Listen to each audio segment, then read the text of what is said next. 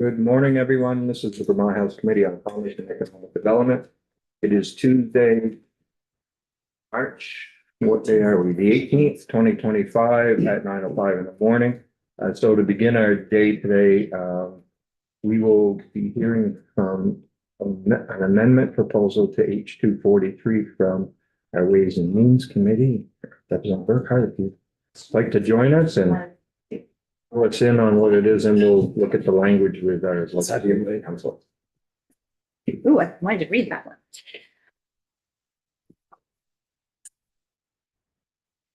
Good morning, Committee on Commerce and Economic Development. For the record, I'm Representative Bridget Burkhart from South Burlington, and I serve on the House Committee on Ways and Means. I have a very brief report for you because we didn't make a lot of amendments to H243 on Friday. The most significant change is that we amended out our jurisdiction over the bill by deciding that it was not the right time to take up all the fees and determine how to harmonize all those fees that were in the bill. Generally, when we make changes to fees, we like to know how they're going to go up and how they're going to go down. And I think you heard the same testimony because I watched the testimony from the Secretary of State's office that until about 3 months ago, they didn't really have good data on filing level fees and other information. And so their new information system should give them more information about fees and how they would be expected to change if we harmonize them over the next several months. So we declined to put a big section in that had details on fees. Because we did that, there were a couple of things that had been stricken out of the bill that had very specific fees in them. So Section 997 on fees, Section 1625 on fees, which I'm sure Rick will take you through the details, had to kind of be put back in because they had a couple of very small details about specific fees. And then we added a sentence to the business study section at the end of the bill that just says the business study will also look at fees. And then also in our committee, Legislative Council made just a tiny few changes that were sort of conforming language changes to things that you guys had made when the bill was in your committee. We voted on the amendment and it was 11-0-0. Actually, the amendment technically was 10-0-1 because someone had stepped out. And then we voted on the full report on the bill. It was 11-0-0. Do you have any questions for me or do you have questions for Rick on the detailed language of the bill?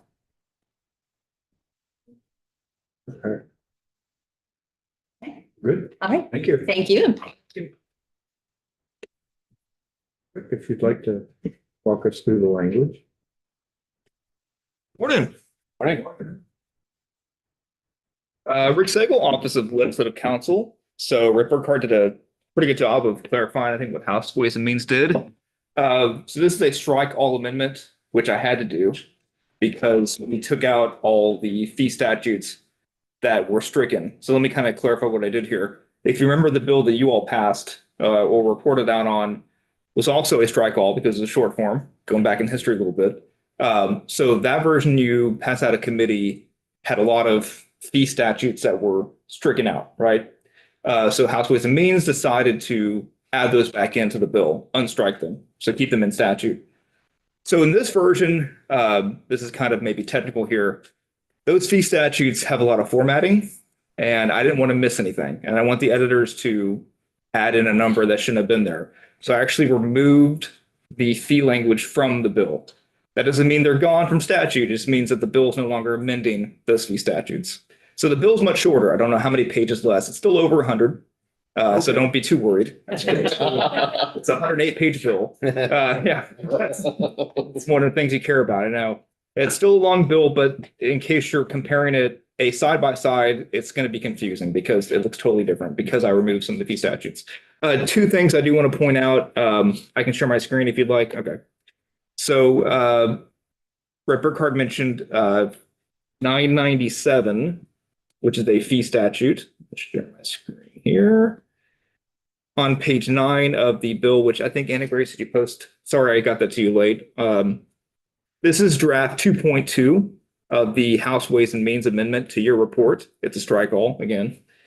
On page 9, and by the way, David Hall from the Secretary of State's office was in on the conversations, so this all went through him. He made sure the language made sense.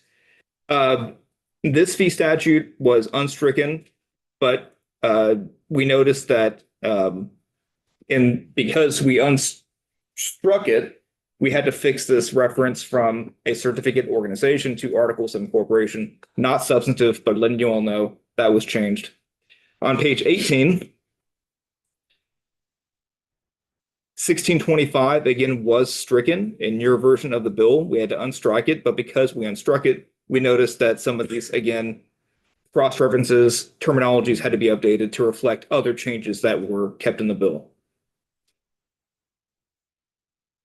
A few other ones that I'm not going to point out that, again, were just terminology. At the very end of the bill, the study, you may remember that the Secretary of State is going to do this task.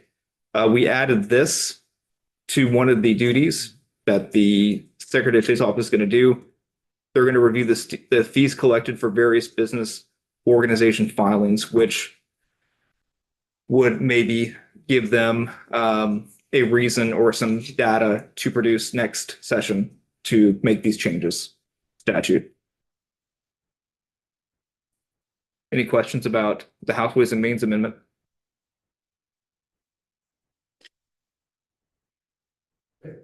Pretty much it. Sure. Sure.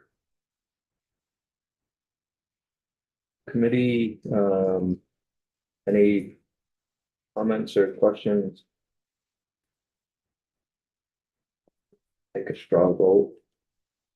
All those in favor? So this be coming back not until next session. Yeah. Well, I mean, we're gonna make the changes that are in Right, 243. yeah, Except for a couple of places where you had to fix and then add a piece for them to look at the fee structure and come back with more information on that, I think probably for Ways and Means. right, but not this session, Well, not this year, Not right now, Here- anyway, that the Senate could, could. if they have time, Fine. go through that. Yeah, that's good. I don't know if they do or not, so at least this is, we're putting it on the radar that needs to be looked at and. That's good. So entertain a motion to report favorably on Ways and Means Amendment, strike all amendment to H 243. Draft 2.2. It's by Representative Olson, second by Representative Karis Duncan. Any further discussion on it? All those in favor, raise your hand. Those opposed? Okay, so 10-0-1. We can mark that down.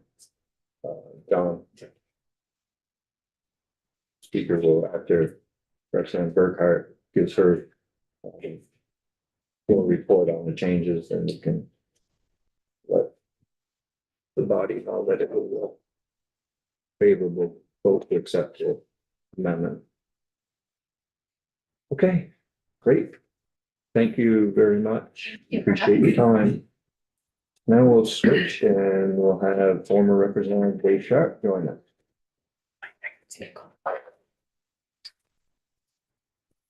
Dave, good to see you again. Good to see you, Mike. We did some good work on UI back after the Great Recession. Yes. I hope, I presume it's still holding up okay. That's great. For the record, former Representative Dave Sharp from Bristol. I'm here to talk about career and technical centers. I might start by telling you a little bit about myself. I have written copies for everyone who might want them.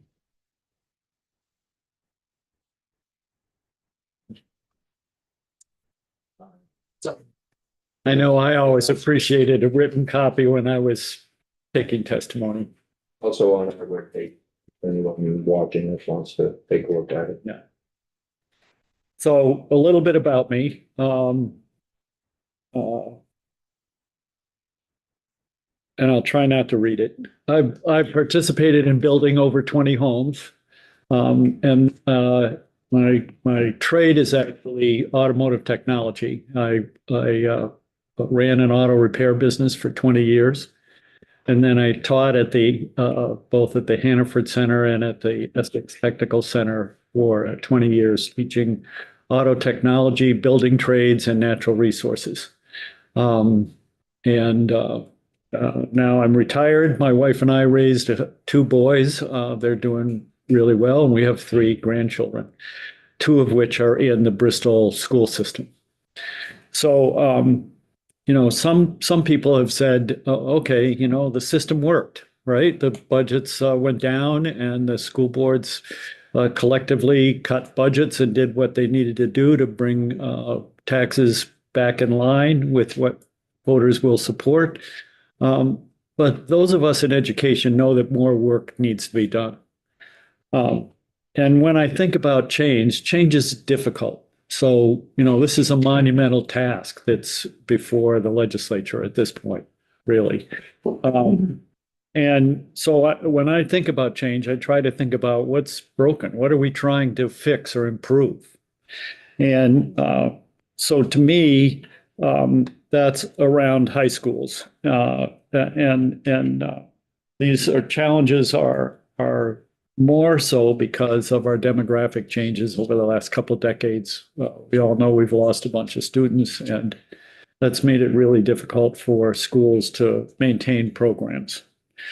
And while we graduate, amazing, 98% of our students will graduate from high school, which is the second highest, I think, the last I knew, in the country. Only Massachusetts, when they instituted having to pass a test to graduate, they managed to graduate more than 98%. We graduate 98% of our kids. Only 50% go on to college. So what about the other 50%? We know that our employment level is low, and it's hard for employers to find good people. They could import people from out of state, except that's difficult too because of the housing situation. You can't find housing for qualified people. So what we know is we have to grow this talent. We have to grow these employees within the state. And that leads me to think about career and technical education. It's impossible to call up a plumber or electrician in India and have them drop by your house to make the repairs. These are people that we need to have in our state working on our homes and businesses. And our way of doing that, the best way to do that is through our career and technical centers. And there are two really significant barriers that keep our students from using the career and technical centers. One is financial. So every school district in the state has to budget X number of dollars. In Addison County, that's $34,000 for every student that goes to the Hannaford Career Center. That's a substantial amount. Why is it so big compared to academic education? Well, the tools and equipment needed for career and technical education is greater in many instances. And it's hard to reach economies of scale when so few students are going to career and technical centers. If we were to have a comprehensive high school where there was seamless access from the high school to the technical center, then a student could take AP Calc in the morning and take electrical training in the afternoon. And that's needed in many of our professions these days because electricians need that advanced math. And many trades need the academic skills to go with the technical skills that they're getting trained in. My field, automotive technology, has changed so dramatically over the last couple of decades. Cars now are basically rolling computers. They have 5 or 10 computers within processors within the vehicle. So you need to have a certain amount of computer expertise in order to truly service these cars. Where are you going to get that, right? So some academic training is really helpful. The other barrier is geography. If you have to get in your car and drive a half an hour away from your friend in your academic high school to get to a technical center and then get back, that's a significant disincentive for our students, for our children to take advantage of career and technical education. So how do we solve those problems? And I'd like you to consider for Addison County, because that's what I'm familiar with. And I've realized I know less now that I'm out of the building than I thought I knew when I was here. In Addison County, we have 5 school districts. One of them is the Hannaford School District. That school district is a county-wide school district. So the legislature could, and I was looking at your map today, it's a great map. The legislature could say, okay, the Hannaford Career Center is now, their board is now responsible for the education of all 9 through 12 students in the county. That would initially mean that they'd be running the technical center and they'd be running the 3 high schools. That in and of itself, with a single budget voted on by the voters, should erase most of the financial barrier for kids to go from their academic school to the career and technical center. We'll take away that competition for students that happens now when a high school has to budget, $34,000 per kid. They say, okay, so we think there's going to be 10 kids that go. So that's 340,000. That's a hole in any academic high school's budget. That's 3 teachers, right? And then what if the laws are that all of our students have the right to have career and technical education? So what if 15 decide they want to go? Well, now that high school budget is blown out of the water. Now you got another $150,000 or $200,000 that you've got to find a way to make up.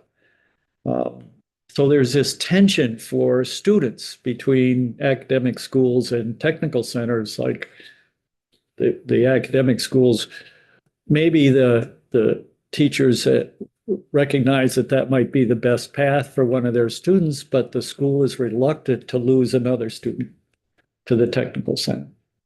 So simply by combining the jurisdiction in Addison County and putting all the 9 through 12 students under one board, and we already have that board established, the Hannaford Career Technical Center Board. Now you've pretty much erased that that financial barrier. My dream for Addison County would be that we would have a comprehensive high school. That means, in my view, comprehensive means career, technical, and academic education in the same building, right? And by having that, now you erase the geographical, leaving your friends and student body to go to a different school for career and technical education. And we've erased the financial barrier. We can encourage students to take the path that's best for them. That half of the students that aren't going on to college can take pre-engineering. They can take auto technology, construction, building trades, nursing, and healthcare professions. We're in desperate need of those people right now in our state.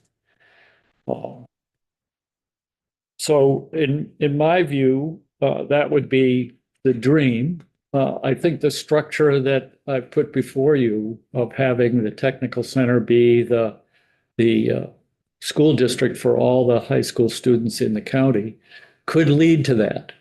And it'll take time to solve these problems. And it could be enhanced by conditioning construction support for schools. And I know there's a lot of pressure for that, to provide some construction aid for schools. Link that to technical centers that are combined with and are merging with at least one additional academic high school.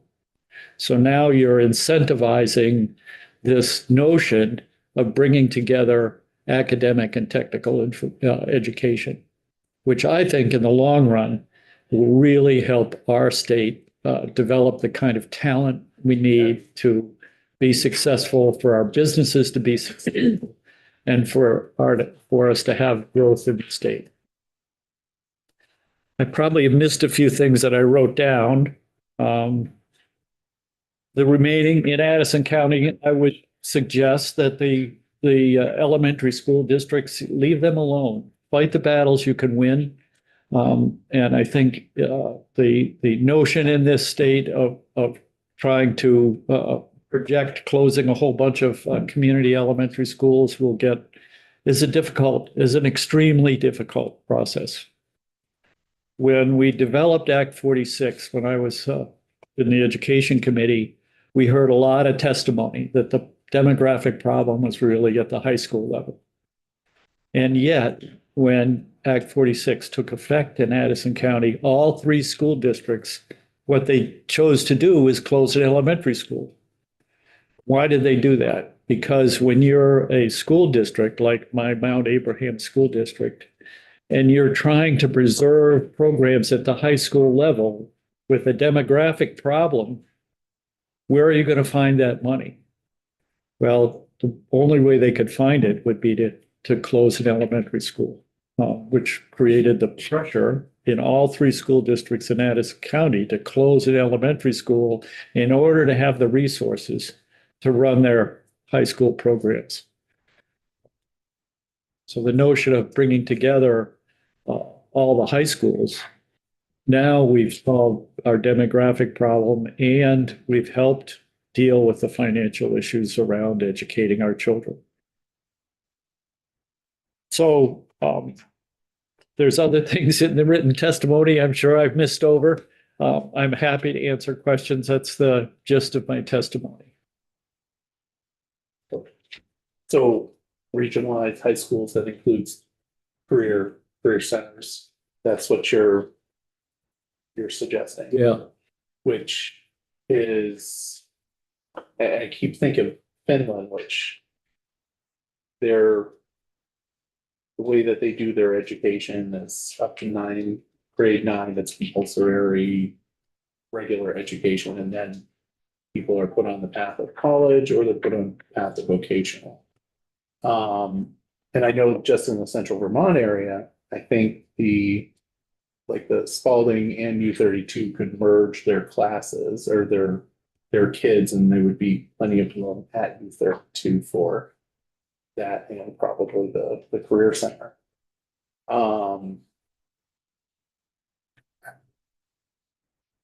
Okay. Thank you. I said here early in my written work that my thinking and what I've presented, I think, is entirely applicable to Addison County. You guys have responsibility larger than Addison County, and I'm not sure whether this works in every instance of every technical center in the state. So I think the appropriate thing to do actually is to have a summer study committee look at this notion of putting creating school districts around the technical centers that would operate 9 through 12 education, and see if that works, or do there have to be some adjustments in other regions of the state? So do you imagine it being essentially like one supervisory union for all of Addison County? Yeah, I think having written Act 46, it's sort of an anathema to talk about bringing back supervisory unions. But I think it might be the appropriate thing to do. I noticed in a recent posting by the Campaign for Vermont, and that they're advocating bringing back supervisory unions. I haven't taken the time to thoroughly think about that. What I am suggesting here would be a school district for 9 through 12 students, and then 3 other school districts for elementary school students. If we completely, in Addison County, if we completely leave community elementary school structures untouched.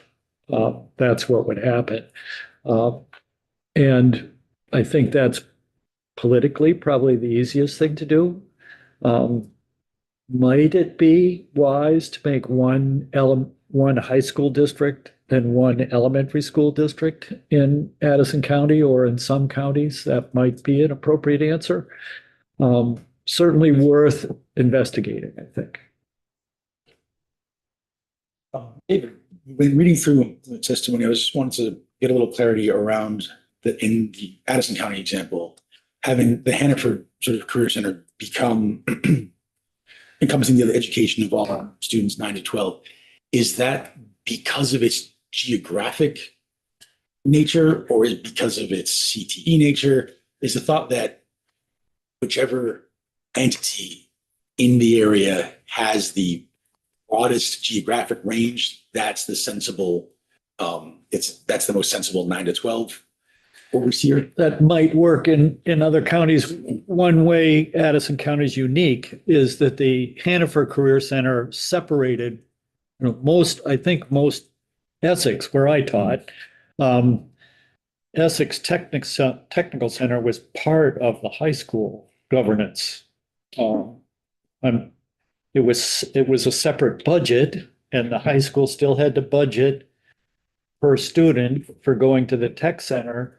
But they were, I think, part of what's called the Prudential Committee in Essex County. What happened in Addison County was Hannaford left and became a standalone school district. So that has a separate budget. I just voted to support that budget at town meeting day. They have a separate budget. They have a separate school board. They have a separate superintendent. They are a school district and they are a county-wide school district. So it's kind of easy in Addison County to make this proposal because the structure's already there. You could just put the 9 through 12 students in that structure. I believe there's one other in the Springfield area, technical center that is a standalone school district on its own. And it might be easy in that case. In other technical centers, you'd have to look at the governance model and what works. Thank you so much. I really appreciate what you're doing here is highlighting two different ways, I think, to go forward with technical education reform in Vermont. One way is to have a single tech district, as we've talked about, with multiple locations across the state that has one governance structure. And the other would be to have technical centers as part of the high school system in a specific region. So not a separate entity, but part of that district in some way. I have a lot of questions about the structure that you have brought specifically for Addison, in that what I'm hearing you say, and please correct me if I'm wrong, is that we would dissolve the high school, the districts that are there, and merge just the high school pieces into this Hannaford district. And then the others would be left either as is, or if they are pre-K through 12, they would have to create or separate themselves into, reimagine themselves into a new district, which is pre-K through 8. So I think that's am I listening? Did I hear what you said accurate? Close. So it wouldn't dissolve any district. Because the Hannaford Center district is already there. And you just make it responsible for all grades 9 through 12. So it would remove the responsibility for grades 9 through 12 from the current Mount Abe district that I live in. And that Mount Abe district would remain responsible for the 4 elementary schools in its district. So the CTE director would become the superintendent for all of the high school students in Addison County. The CTE superintendent, it has a superintendent. Superintendent. Amy, Yeah. So Nicole McTavish. So I would imagine that if we did that for one region in the state, that could create some issues, right? Without being comprehensive on how we were doing things across the state. I think Well, like I said earlier, I know less than I thought I knew before. Yeah, it might work perfectly. There's your map, and there's your districts. I think and I'd be happy to work on that if I'm part of some sort of committee that looks at that. But I think my solution works for Addison County. Does it work for all the tech center regions in the state? I don't know that. And I think someone should look at that. I think the problem with the single district or the 5 districts that the governor has proposed is that you don't, as far as I understand both of those plans, they don't remove the financial barrier. That the academic schools would lose students and lose budget, pupil count, if their students went to a tech center. And as long as you have that tension between academic schools and career and technical centers, there are disincentives for students to cross that barrier and go to the technical school. okay, so I see. So I understand, right? Financially, we have to figure out, and we don't, but we as a body, right, do have to figure out how to fund technical education appropriately in this state. I think that, and I'm looking as a former chair of House Education, I'm not sure that looking at the education system from a pre-K through 8 with a break and then a 9 through 12 is best for student learning, right? So when I look at that, when I hear that proposal, I wonder if we're looking at a comprehensive curriculum that would make sense for all of the students in the state. And so that was one of the red flags in your proposal that really struck me, right? Because coming from a district that merged, right, that is ascending to tech centers, when we merged all of our pre-K through 12, the curriculum and the quality of education throughout the district was fully aligned. And our students at graduation and every time they moved schools, every time it's better for students. Yeah. So that was a piece in here that made me wonder. I understand politically, I know a lot of politics that are happening in Addison County. I understand politically, right, that it would be very difficult, but I think politically across the state, change is difficult. And I think that if we look at this as how to do this the easiest way, we're not doing this in a way that is the most student-centered way and the best way for the state. But what I did appreciate was thinking about this as where we want to go, which is having our tech centers embedded in our high schools. That's what we want. We want to have this be an easy opportunity for students to get career technical education as part of their high school. And we don't have the funds to build these amazing high school centers that have all of these opportunities for students in one location in each region of the state, whatever those regions happen to be. Yet, I don't know that we ever will, but maybe someday we will, right? So how do we move from where we are today to that vision, and what is the best way to do that? And so that's what I really took from here is how do we do that? Yeah. What is the best way to do that? And there will be a lot of political difficulties getting there, right? But I think that if we focus on that today, then we're going to be shortchanging students. I think we have to set up what we think that best system is for students to start, and then understand where the politics friction comes into play and bring as many people along to that best system for students that we can possibly have in the state of Vermont. We don't have that many students. We don't have that many people. We should be able to do this. So I I firmly believe that what I'm putting before you is the best for students in Addison County. We do have in my district, Mount Abraham, we have 4 elementary schools and a high school. There is this separation between moving from your elementary school to your high school. So it's not seamless. Yes, at the superintendent's level, there is a lot more coordination now that it's a unified district. There's no reason that that wouldn't continue. If the school they were going to was a countywide high school, than it is now. What could happen in Addison County is that I think Middlebury High School has the capacity. So, in year 2 or 3, could move all the high school students in the county to Middlebury High School that has a tech center there in the building. So we eliminate both the geography and the financial. Now, it's an old building. And what we've seen a lot across the state is these old buildings needing $100 million.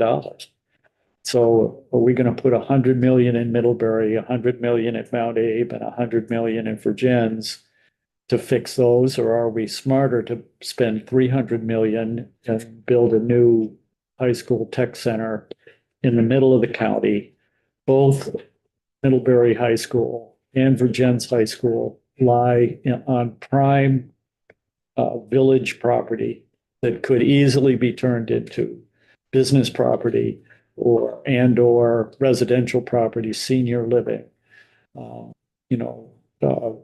the value of the real estate that Middlebury High School and Virgins High School sit on is high. Bristol, not so much. It's sort of outside the village, still usable property, just not as highly valued as the property in Middlebury and Virgins. So my dream would be, right? So we do this, we put these 9 through 12 education in a single district with a tech center. And then at some point, maybe 5 years from now, the dust is settled and we build a new complex campus with a high school and a tech center in the center of the county.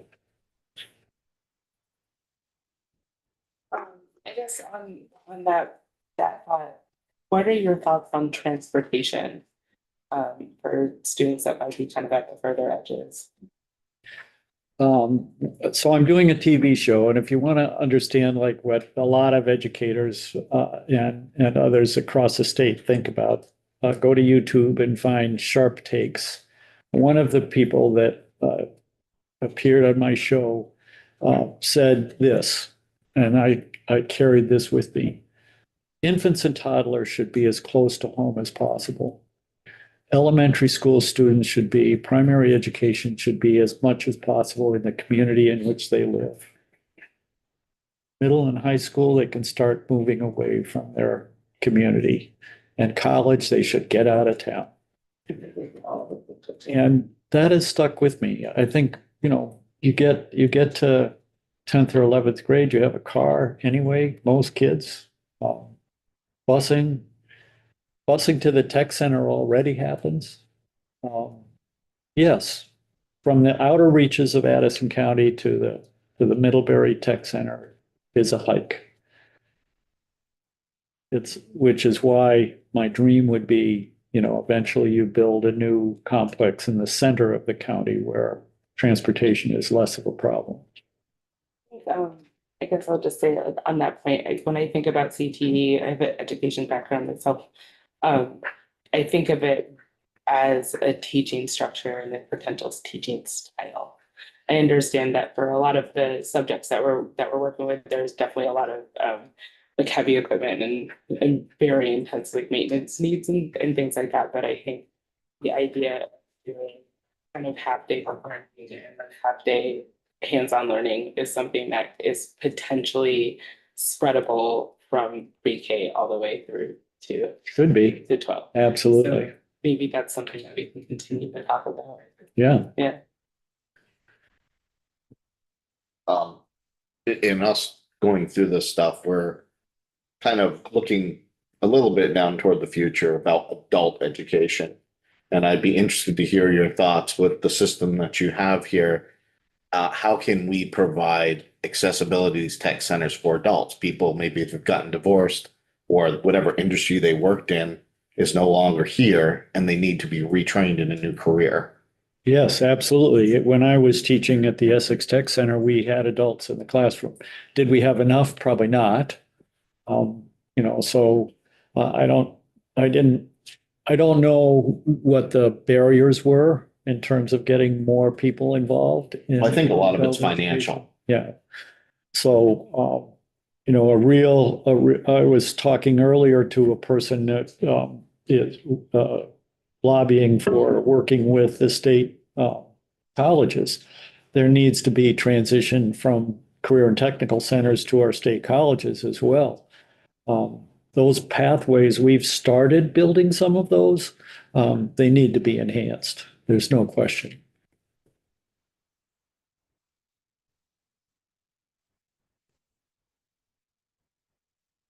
Hanford's fully subscribed now for most of their programs. I've heard that there's a waiting list for people to try to get into that. Into certain programs, yes.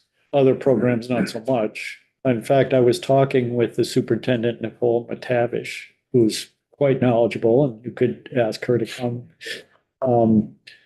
She said that we were speculating on whether there was enough room in Middlebury to move all the K-9 through 12 students from Madison County into Middlebury. And she said that there were several empty classrooms in the tech center. So while they may be fully subscribed for the programs they run, they're not running as many programs as they would like to be running. One thing that I wonder about, I like the idea of one big comprehensive high school that people can go to and go to the tech center part of it if they want, or if they're going to college, I like that idea. That needs some building. So prior to that, I think the suggestion is that the other high schools would fall under tech center, right? Well, So, you'd have one board that would run. so right now, my tech center is under the school board. And so when there's dollars that are in the budget that haven't been utilized by the tech center, but they have a plan to utilize them in the next budget, school board now sees that and says, no, we need it here. And so now we're just reversing that. And so the tech center board could say to the other high schools, oh no, we need that money to support the tech center. And so we still have that dynamic of one board with a focus, a specific focus or a specific bias, still running both programs. And so I think what we're trying to do is separate those out so that the tech centers run themselves and the high schools run themselves, unless we decide we're going to the comprehensive high school in all the districts. So, and I think that's, what we're thinking, or at least what I'm thinking about, is making sure that the tech can operate the way they need to operate and the high schools operate the way they need to operate. Yeah. It's North Country, is that your tech center? So that's you don't have very many high schools sending only one school, North Country. There's two. There's one sending in North, and they're on campus in North Country. So we have Lake Region, we have North Country. I see. Yeah. So it's almost there anyway, right? almost, but not quite. Not quite, So, but that dynamic is there, right? yeah. And it could be reversed. And those are the things I think we need to think about as we go forward. Yeah, you bring up an interesting point. I wouldn't want to, I wouldn't want to reverse it and shortchange academic students either. It seems to me if you're responsible for all the kids, if you have one board that's responsible for all the kids, and it's one budget, then you're less likely to do that. Certainly doesn't work in Addison County where, or even in Essex High School, where Essex Tech Center, where I taught, you have 10 sending schools. It didn't work. We know we had at the time, now I retired in 2012 from teaching. We know we had one of the sending schools where they said we have X number of slots. And the counselors were told, we want you to counsel the students that we want to get out of this building, and into the tech center. So there was this use of the tech center as a dumping ground. We have to move away from it. And I don't see it happening until there's some unified structure running. You're not getting rid of students anymore by sending them to the tech center because they're still your students, right? And so that's part of the appeal to me, to have a unified structure. I think as Vice Chair said, I told the committee right from the beginning, we started this journey of on the CTEs, is that the students are number one priority. And all else falls behind that. So how do we make it the best for the students? And then let's figure out now, how do we build it? Yeah. Sometimes, we hear a lot of things that are brought to us, and it's, how are we going to meet payroll? What's this going to do to the teachers, and how is the administration going to work? And the focus is gone on the student, and it's more of how do the adults work? And I think we got to reverse that. Make sure that we're building a system that works for the kids. Absolutely. Yeah. Dave, thank you for coming. Thanks for having me. It's good to see you. Yeah. And And if you have other thoughts that you want to give us, Nicole's been invited to come and chat with us as well. We're pretty much open in this conversation. Unfortunately, I don't think we have a whole lot of time to figure out everything, but we need to get something going. yeah. Well, you raised some excellent questions, both the chair and the vice chair and others. I read your bios. This is a bright group. You have a lot of talent here. So I want to thank you for your service. It's not easy to be a legislator. It's not easy to move beyond, and some never do, beyond your own district that gets you elected, to thinking about, what's best for the state. And I want to thank you for your service and your efforts to do that. And you raised some questions that I'm going to have to think about, and maybe I'll come up with some better answers. Great. Thank you very much. Thank you. If you were on the floor, we had third reading on one bill, second reading on 243 up there, wasn't it? Or was on notice? On notice, so it's up to more. We have one bill.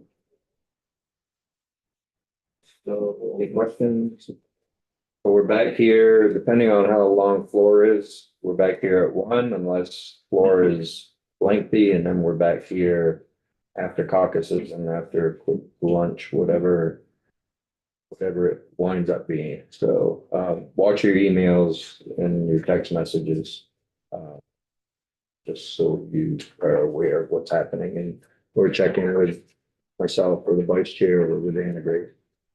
We can go off